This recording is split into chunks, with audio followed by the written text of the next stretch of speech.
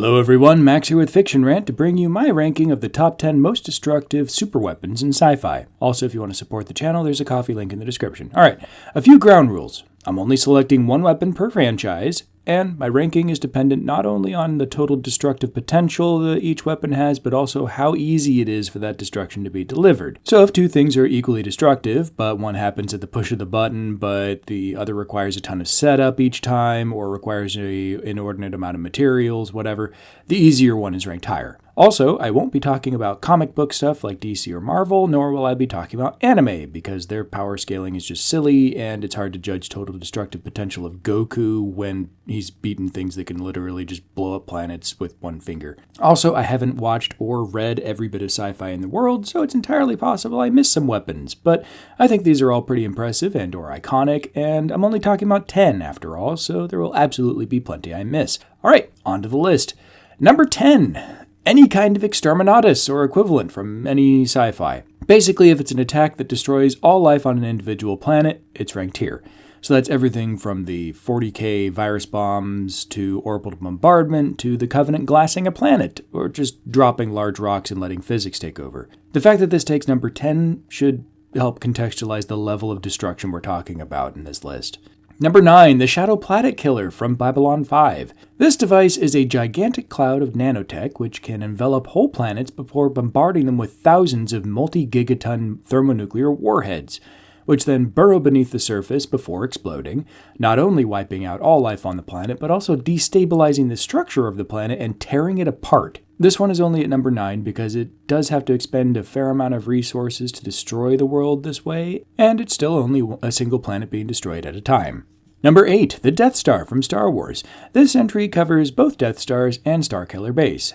These superweapons don't bother bombarding a planet at all, and instead just obliterate the whole thing with a single immensely powerful shot. The Death Stars could also fire repeatedly with no need to rearm, only requiring time to recharge. The first one could fire about once every 24 hours, the second could fire more frequently and more accurately, though we only get to see it shooting capital ships with relatively low power shots, which it could do every few minutes. So it's unclear how often it could do more powerful shots. Starkiller Base could destroy multiple planets at once, but required draining the entire energy of a star, so it was incredibly inefficient, but whatever. All three stations could definitely perform hyperspace jumps to acquire targets, or in the case of Starkiller, drain another star for ammo.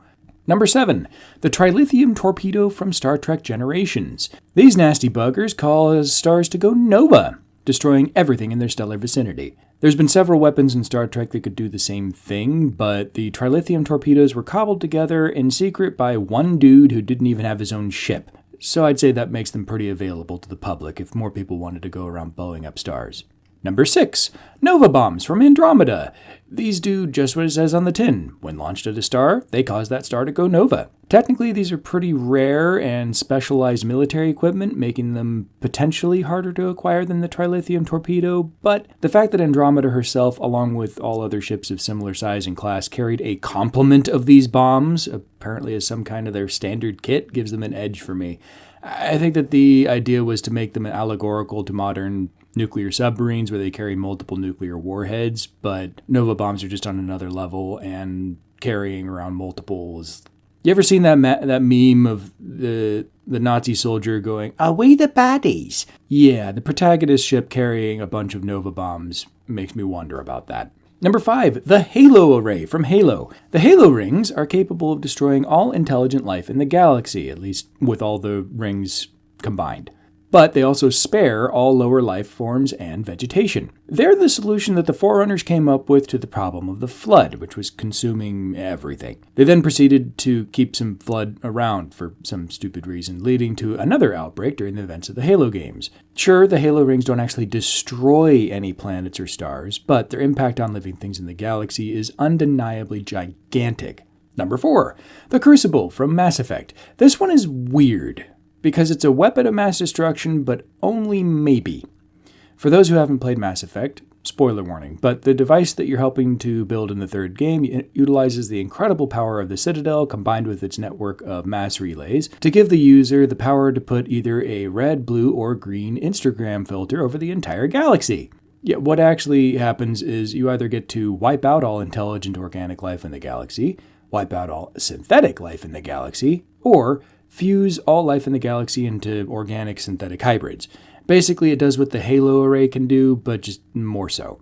Number 3, the Celestial Orrery from Warhammer 40k. This is a Necron device that dates back to the War in Heaven, which predates humanity, and much else in the galaxy. On the surface, it's just a highly sophisticated star chart which perfectly tracks the positions of every star in the galaxy in real time. Dig a little deeper though, and you'll find that what happens to those small stars in the chart happens to them in reality as well. Move a star around, it does the same in reality.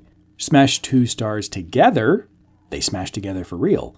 The orrery even allows the operator to just cause stars to go nova, providing absolute control over the entire galaxy. Fortunately, the Necrons actually don't get to use this. There's one guy that basically keeps an eye on that and a bunch of other crazy powerful tech and doesn't let anyone touch it. Number 2, the dual vector foil from the 3-body problem. I don't know if they've covered this yet in the TV show, but I kind of doubt it, so spoilers from the book and probably the show. This weapon is one of the scariest I can even conceive of. When deployed, it appears as just a sheet of paper floating in space, but when detonated, however, a shockwave rapidly spreads through space, and any matter it contacts gets dropped from 3-dimensional to 2-dimensional, totally destroying everything. The worst part of this weapon isn't even the fact that it's so inescapably devastating, it's the fact that the wave of collapsing dimensions doesn't stop, ever. And given time, even a single one of these being used will reduce the dimensionality of the entire universe by one stage. In the books, tons of these have been deployed across the universe by sufficiently advanced extraterrestrials, so all of reality is just doomed.